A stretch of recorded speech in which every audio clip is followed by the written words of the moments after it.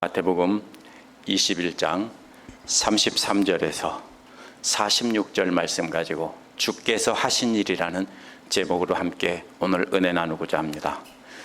니체는 그의 저서 짜라투스라는 이렇게 말했다라는 책에서 신은 죽었다라고 말했습니다. 그러나 니체는 신의 존재 자체를 부정한 것이 아닙니다.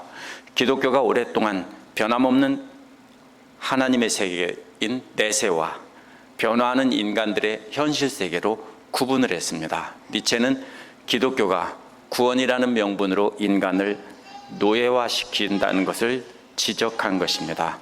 니체가 죽었다고 한 것은 하나님이나 그리스도가 아니라 그분들을 주인으로 섬긴다고 하면서 실제로는 자신들이 주인 노릇하던 기독교의 부정적인 모습을 이렇게 비판한 것입니다.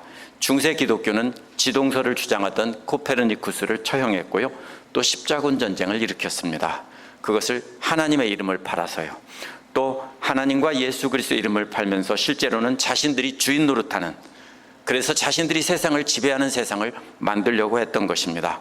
종교개혁 이후에 조금 변하는 줄 알았지만 주인만 바뀌었을 뿐 기독교는 여전히 자신들이 하나님 노릇을 해왔습니다.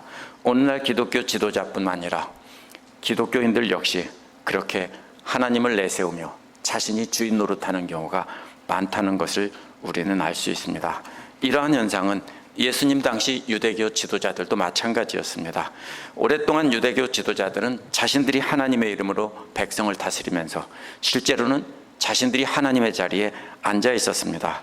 그래서 지난주 말씀에서 예수께서는 이런 자들에게 불순종하는 아들로 비유하면서 하나님께서 보내신 요한의 말을 듣고 회개하는 세리와 창녀들이 먼저 하나님 나라에 들어간다고 한 것입니다. 오늘 말씀은 하나님 자리에 앉아서 하나님께서 보내신 예언자들을 계속해서 죽이고 마지막으로 아들도 죽이려고 한다는 것을 비유적으로 지적하는 내용입니다. 이 말씀을 통해 우리도 스스로가 하나님의 자리에 앉아 있지 않은지 돌아보고, 또 예수 그리스도를 십자가에서 죽게 하시고 부활하게 하시고 심판주로 재림하게 하시는 이 모든 일이 다 주께서 하신 일이라는 것을 깨닫는 시간이 됐으면 좋겠습니다. 33절에서 41절은 비유로 죄를 인정하게 만드시는 예수님이 등장합니다. 오늘 말씀은 또 다른 비유 하나를 들어보라고 합니다. 이것은 바로 앞의 비유와 같은 내용이면서 다른 면을 지적한다는 뜻입니다.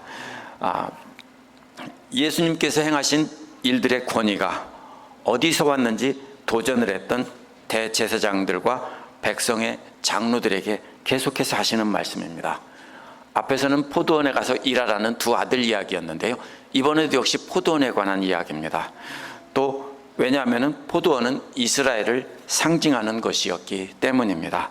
집주인 한 사람이 있었습니다. 포도원을 일구었습니다. 그리고 원어는 대부분 영어 번역처럼 포도원을 심었다라는 뜻입니다. 그 다음에 담을 둘러 세우고 또 포도주 짜는 틀을 팠습니다. 그리고 감시할 수 있는 망대를 세웠습니다.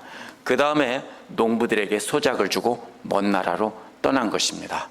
여기서 포도즙 짜는 틀을 파고 망대까지 세운 것은 포도원으로서 갖출 수 있는 모든 시설을 완벽하게 다 갖춘 아주 뭐라고 할까요?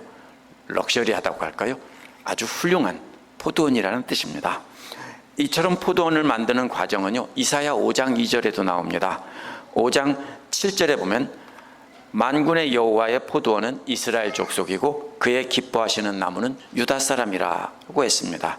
예수께서는 이사야의 말씀을 가지고 대제사장과 백성의 장로들을 포도원 소작을 맡은 농부들로 고소하기 시작한 겁니다. 하나님께서는 그들에게 포도원을 맡기고, 포도원이 뭡니까? 포도원인 이스라엘을 맡기고 떠나셨다는 겁니다. 34절은 열매를 거둘 때가 가까웠을 때 포도원 주인은 그의 종들을 소작인 농부들에게 보냈습니다. 보낸 이유는 그의 열매를 받으려는 것입니다. 여기서 원어는 그의 열매를 받는다는 것입니다. 그의 열매는 포도원 주인의 열매입니다. 그런데 전부 다 받는다는 게 아닙니다. 포도원 주인의 열매는 나머지는 다 소작인들의 열매이고 그 중에 일부 포도원 주인이 받을 그 몫을 뜻하는 것입니다. 그래서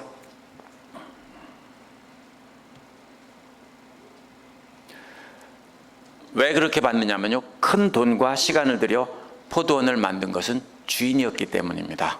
그래서 그 열매의 일정 부분은 주인에게 돌려줘야 하는 것입니다.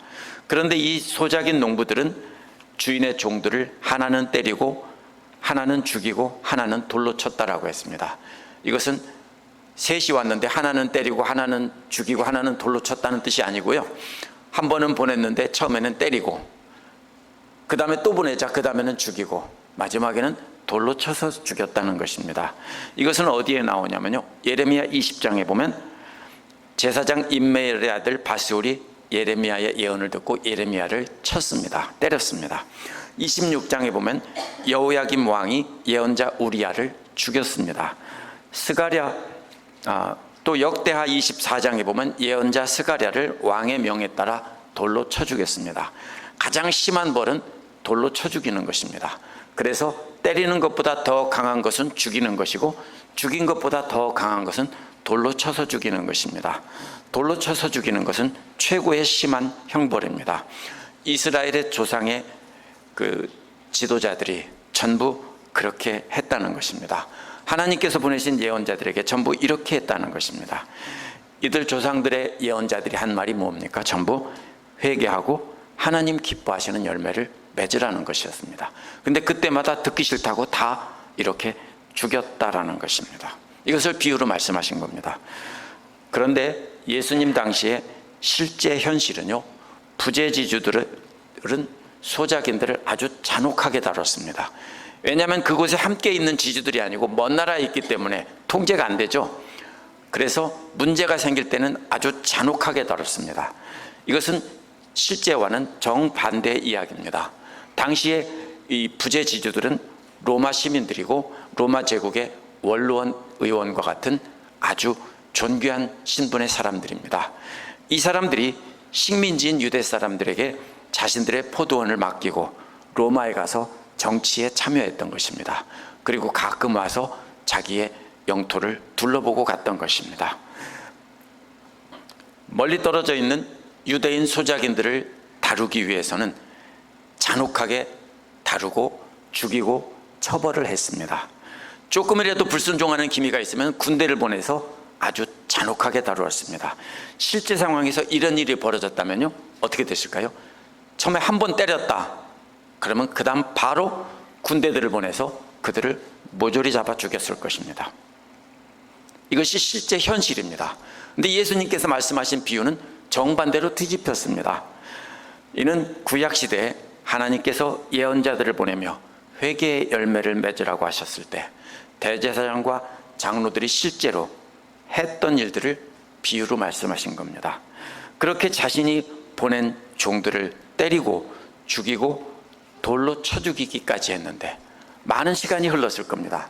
그런데 포도원 주인이 왜 이들을 다 멸하지 않았느냐 하면 사랑으로, 한결같은 사랑으로 인내를 했다는 것입니다.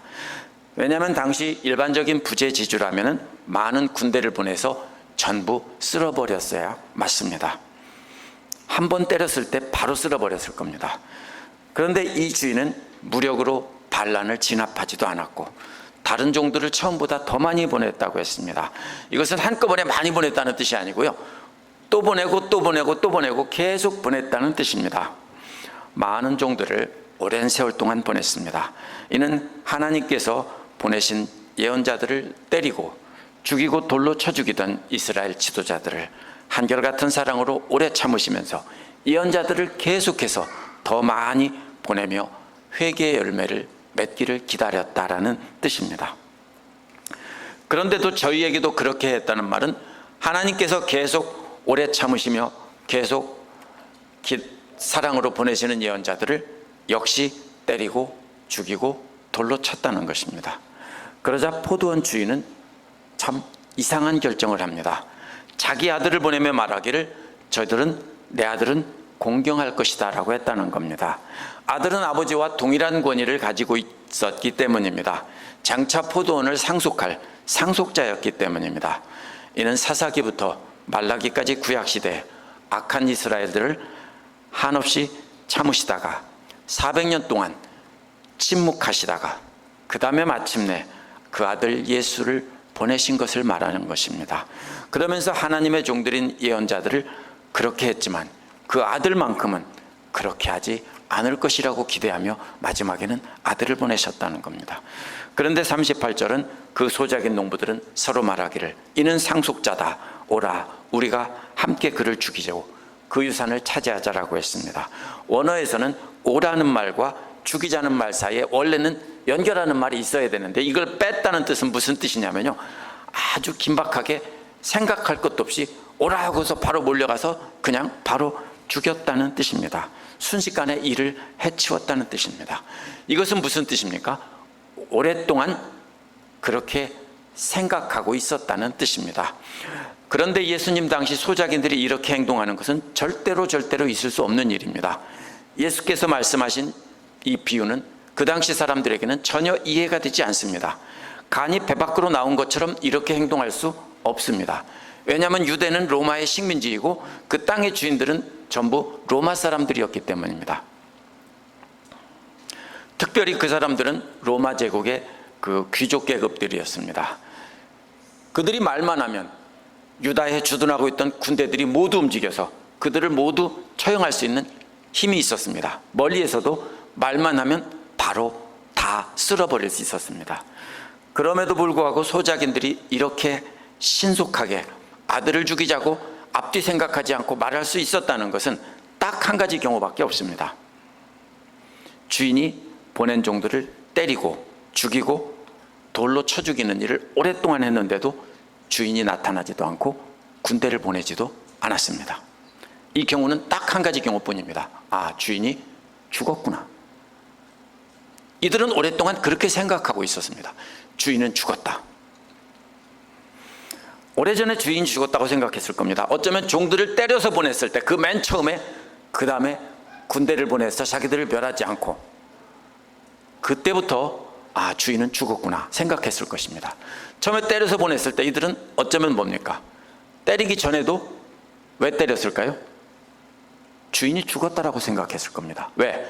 주인이 오랫동안 나타나지 않다가 갑자기 종들이 나타나서 세를 받으러 왔다고, 소작료를 받으러 왔다고 하니까 이들은 주인이 죽었을 것이라고 생각하고 때렸을 겁니다.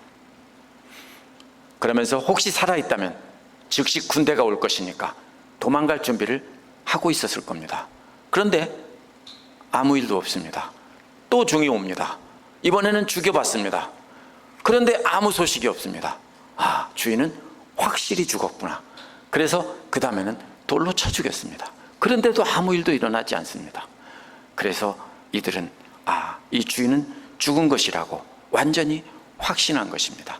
그 다음에도 계속 더 많은 종들을 계속해서 보내는데 계속해서 죽이면서 이들의 확신은 분명해졌습니다. 그래서 이들은 주인 행세를 하고 있었습니다. 그런데 그들은 주인이 오랫동안 인내하며 종을 보내는 것이 주인의 사랑과 인내라는 것을 오해한 것입니다. 그래서 아들이 오자마자 생각할 겨를도 없이 죽이자라고 한 겁니다. 아들만 죽이면 주인은 틀림없이 죽었으니까 이 땅은 모두 우리 땅이다, 이렇게 생각한 겁니다.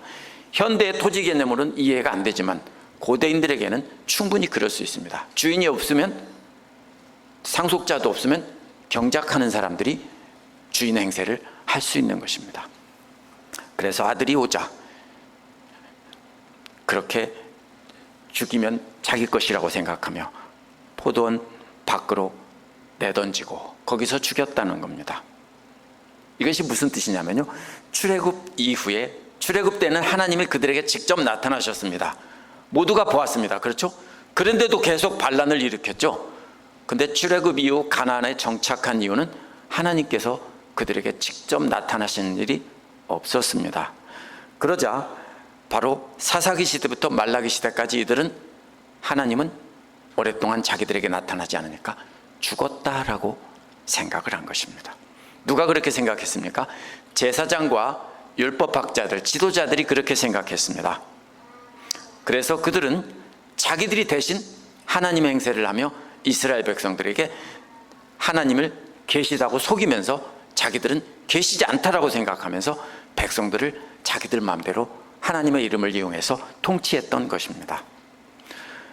그래서 하나님께서 마지막에 그리스도를 보내셨는데도 그 아들마저 쳐 죽일 것을 비유로 말씀하신 겁니다. 하나님의 한결같은 인내와 사랑을 하나님이 죽었기 때문에 자신들을 벌하지 않는 것이라고 착각한 것입니다. 이렇게 비유로 말씀하신 뒤 40절에서 예수께서는 대제사장과 장로들의 백성의 장로들에게 그러면 포도원 주인이 올 때 이 농부들을 어떻게 하겠냐라고 질문을 했습니다. 이때까지 대제사장들과 백성의 장로들은 이 비유가 자기들을 가리킨다는 것을 상상도 못했습니다. 전혀 깨닫지 못했습니다. 그래서 뭐라고 말합니까? 이 악한 자들을 진멸하고 포도원을 제때의 열매를 바칠 만한 다른 농부들에게 소작을 줄 것이라고 대답을 했습니다. 아마 저들은 아주 분노를 해서 이런 나쁜 놈들이 어딨냐 이렇게 했을 겁니다. 예수님께서 의도하신 대로 이들은 자기들 입으로 자기들을 죽여야 한다고 이렇게 정죄를 한 것입니다. 42절에서 46절은요, 하나님께서 예수님 자신을 모퉁이 돌이 되게 하셨다라고 말씀하십니다. 두 가지 비유로 말씀하셨는데 이들이 깨닫지 못하자 예수께서는 답답한 나머지 42절에서 뭐라고 말합니까? 너희들은 성경에서 이런 말씀도 못 읽어봤냐라고 질문을 하셨습니다. 이 질문은 전날 유대교 지도자들이 처음 성전에서 충돌할 때 하신 말씀입니다. 예수님께서는 이제 그들과 논쟁하시고 비유로 말씀하신 뒤에 또다시 너희들은 성경도 안 읽어봤냐? 왜 이렇게 말귀를 못 알아듣냐? 이런 뜻입니다. 성경을 해석해서 가르치는 전문가들인 유대교 지도자들에게 성경도 안 읽어봤냐라고 말씀하는 것은 그들에 대한 모욕입니다. 구약 성경에서 계속 이어진 선지자들에 대한 핍박과 비유를 말씀하셨는데도 전혀 알아듣지 못하고 그런 놈들은 다 죽여버리고 포도원은 다른 사람에게 줘야 된다고 분노를 하자 예수님이 너희들은 성경도 안 읽어봤니? 라고 하신 겁니다. 이어서 집 짓는 자들의 머릿돌이 모퉁이 돌의 머릿돌이 되었다라고 했습니다. 이것은 주님에 의해서 되어진 일이고 우리 눈에는 놀라운 일이라고 했습니다. 제가 오늘 설교 제목을 여기서 가져왔습니다. 주님에 의해서 된 일, 주님께서 하신 일입니다. 바로 앞에 39절은 포도원 주인의 아들을 내던지고 죽였다라고 했는데 바로 앞에서 말씀하신 그것을 가지고 말씀하는 겁니다. 여기서 예수님 말씀은요, 본래 아람어로 말했는데 성경은 나중에 그리스어로 기록했습니다. 그러면 아람어로 예수님이 하신 말씀에서 여기서 성경에 나타나지 않은 말이 있습니다. 그게 뭐냐면요, 아람어에서 아들은 벤이고요, 돌은 에벤입니다. 한국 사람들은 벤과 에벤이 다르다고 생각하죠. 우리가 영어로 발음할 때 어떻게 합니까? 혹시 멀전시 그러지 않아요? 이멀전시인데 멀전시 그래요, 많은 분들이. 여기서 벤과 에벤은요, 그 사람들 듣기에 큰 차이가 없습니다. 그래서 벤은 아들이고 에벤은 돌입니다. 그래서 이 아들과 돌 이렇게 비유해서 아재 개그를 하고 있으면서 이들에게 깨달으라고 힌트를 주는 겁니다. 구약 성경을 전문가들인 지도자들에게 성경도 안 읽는 무식쟁이라고 한데 벤과 에벤이라는 말로 이렇게 힌트를 주고 계십니다. 그 모퉁이 돌의 머릿돌이라는 말은요, 모퉁이의 머리라는 뜻입니다. 많은 영어 번역들이 코너스톤으로 번역해 놨습니다. 코너스톤은 뭐냐면 건물을 지을 때 기초가 되는 모퉁이 돌을 말합니다. 처음 기준이 되는 돌입니다. 그런데 이런 가능성은 매우 적습니다. 왜냐하면 이 말 자체가 헤드스톤 아니면 캡스톤이라는 의미를 담고 있기 때문입니다. 그렇다면 돌로 집을 지을 때요, 꼭대기까지 다 쌓은 다음에 마지막에 빠지지 않기 위해서 꼭대기 한가운데다 딱 집어넣는 돌이 바로 헤드스톤, 캡스톤이고요. 바로 여기서는 그 뜻일 가능성이 높습니다. 주님께서 하신 일이라는 말은 주님에 의해 이루어진 일이라는 뜻입니다. 주님에 의해 이루어진 기적이라는 뜻입니다. 그래서 우리 눈에 놀랍다는 것입니다. 정말로 놀라운 기적이라는 것입니다. 그게 뭡니까? 유대교 지도자들이 하나님의 아들을 예루살렘 성 밖으로 끌어내서 십자가에 달아 죽입니다. 하지만 하나님께서는 그 아들을 살리셔서 교회의 머리가 되게 하는, 머릿돌이 되게 하는 기적을 베푸셨다는 겁니다. 그 놀라운 기적을 예수 믿자들이 눈으로 목격했다. 와, 이것은 하나님이 하신 정말로 놀라운 일이다, 이런 뜻입니다. 그래서 43절은 앞부분과 연결이 되는데요, 그러므로라고 했는데요, 이것 때문이라는 뜻인데요, 앞에서 말한 비유를 말합니다. 그래서 앞에서 말한 비유 때문에, 바로 악한 소작인들의 비유 때문에, 즉 너희들 대제사장들과 백성의 장로들에게 그 의미를 분명하게 말한다는 겁니다. 벤과 에벤으로 힌트를 줬는데도 못 알아듣자 그 말한 비유의 뜻은 너희들을 두고 한 말이야 라는 뜻입니다. 이번에는 분명하게 알려주신 겁니다. 그 내용이 뭡니까? 하나님 나라를 너희는 빼앗기고 그 나라의 열매를 맺는 민족들이 받을 것이다 라는 것입니다. 하나님께서는 이 하나님 나라를 유대교 지도자들에게 빼앗아서 열매를 맺는 이방 민족들에게 주신다는 겁니다. 이는 대제사장들과 백성의 장로들이 자신들의 입으로 말한 이 악한 자들을 죽이고 열매를 바칠 만한 농부들에게 줘야 된다고 한 것을 그대로 설명하신 겁니다. 너희들은 죽여야 하고 너희들이 죽여야 한다고 분노한 그 악한 소작인이 바로 너희들이다. 그래서 너희들이 말한 대로 너희들은 다 죽이고 다른 이방 민족들에게 그 포도원을 맡길 것이다, 이렇게 말씀하신 겁니다. 세 번역은 이어서 예수께서 하신 말씀을 괄호로 묶어 놓았습니다. 원어 성경에서도 괄호로 묶어 놓았기 때문입니다. 그런데 이 부분이 없는 사본들이 있기 때문입니다. 그러나 초기의 대부분의 중요한 사본들은 이 부분을 다 포함하고 있습니다. 근데 현대의 성서학자들은 이 부분을 보고도 초기의 필사자들이 바꿨다, 이렇게 말합니다. 왜 그러냐면 현대의 생각으로 논리적으로 말이 안 되는 말이기 때문입니다. 이 말이 말이 안 되기 때문입니다. 그래서 엉뚱한 곳에 엉뚱한 말이 나왔다고 생각해서 이렇게 괄호를 쳐놓은 겁니다. 그러나 이 말은 분명히 예수님께서 하신 말씀입니다. 예수께서 대제사장들과 백성들의 장로들에게 하신 심판에 대한 말씀은 두 부분으로 되어 있습니다. 먼저 이 돌 위에 떨어지는 자라는 말은 또 앞에서 뭐라고 했습니까? 하나님의 아들 벤인데요, 돌로 비유했죠. 에벤이라고 했죠. 그런데 이번에는 이 돌 위에 떨어지는 자, 즉 하나님의 아들 예수 그리스도 위에 떨어지는 자들이 있다는 겁니다. 이것은 걸려 넘어지는 그림입니다. 성 밖에 집 짓는 돌이 뭐 요만한 돌이 아니고요, 예루살렘에 가보면 성벽이나 성전을 짓는 큰 돌입니다. 사람 힘으로 들을 수 없는 큰 돌입니다. 근데 그 돌에 걸려서 넘어져서 깨져버렸다는 겁니다. 이 깨진다는 말이 무슨 뜻이냐면요, 도자기가 깨지는 것을 나타내는 말입니다. 도자기를 그런 큰 바위 같은 돌에 떨어뜨리면 어떻게 됩니까? 박살이 나겠죠. 바로 그런 뜻입니다. 예수 그리스도라는 말에 걸려서 넘어지는 사람들은 질그릇이 박살이 나듯 완전히 깨져서 다시 회복될 수 없도록 멸망한다는 뜻입니다.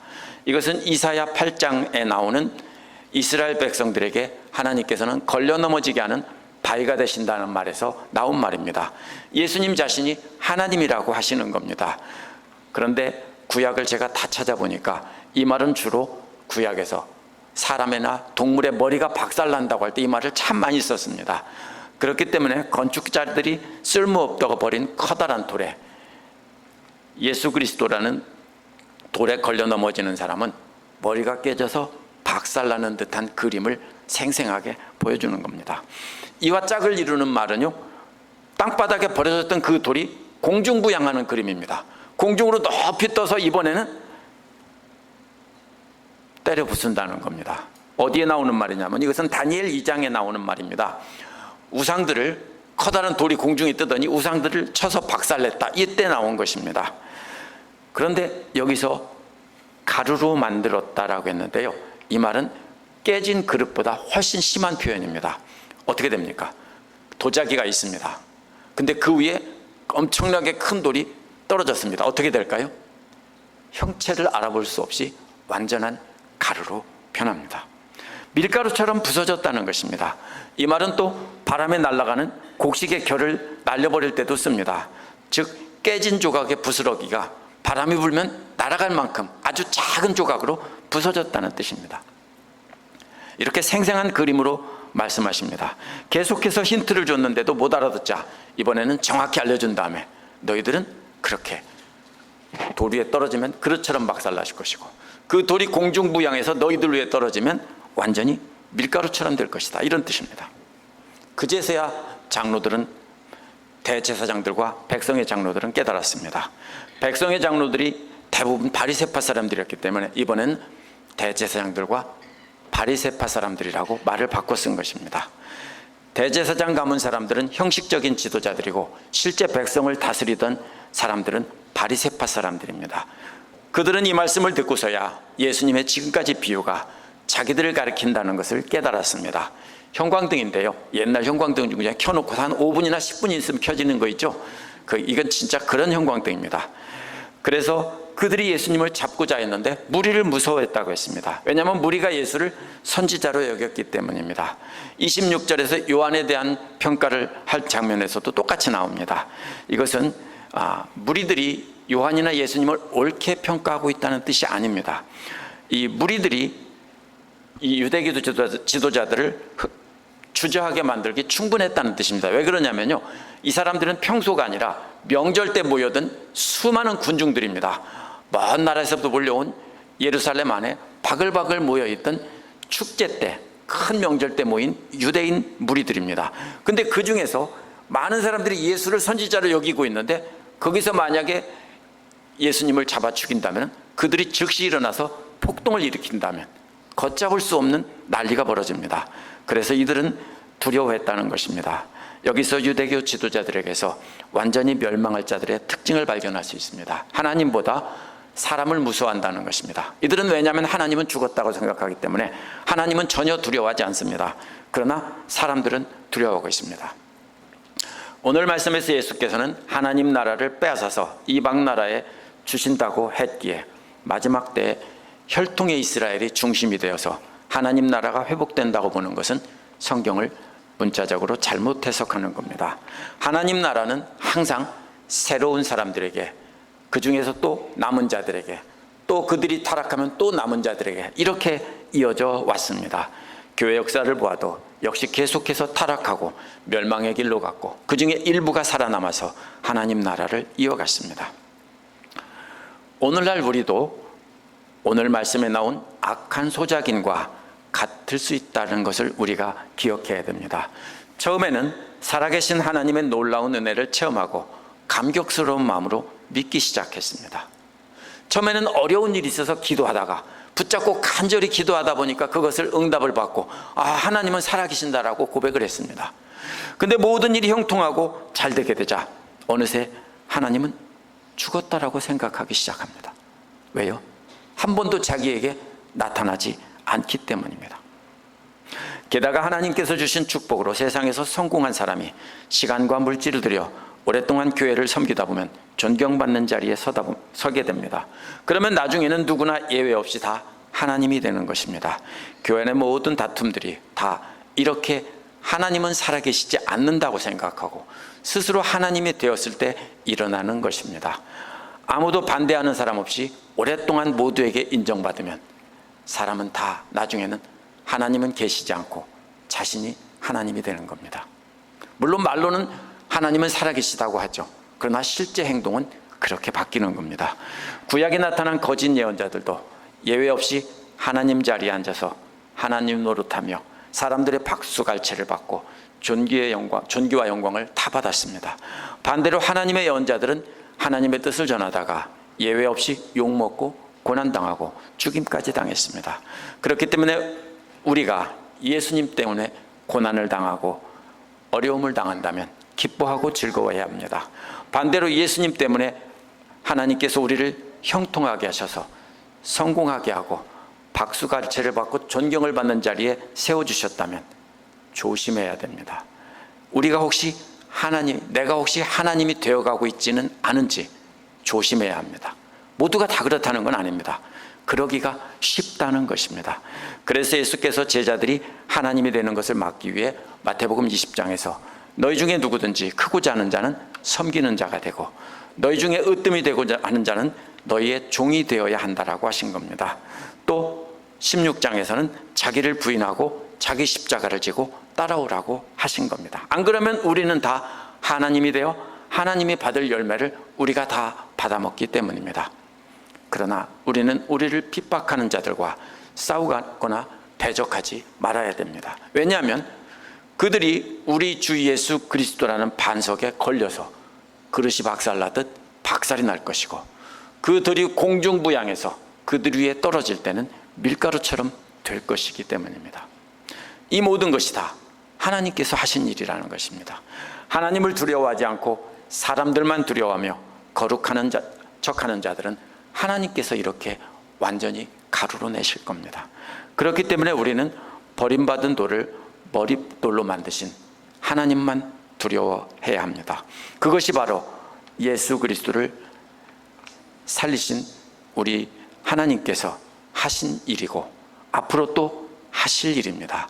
우리가 그것을 절대로 잊으면 안 됩니다. 기도하겠습니다.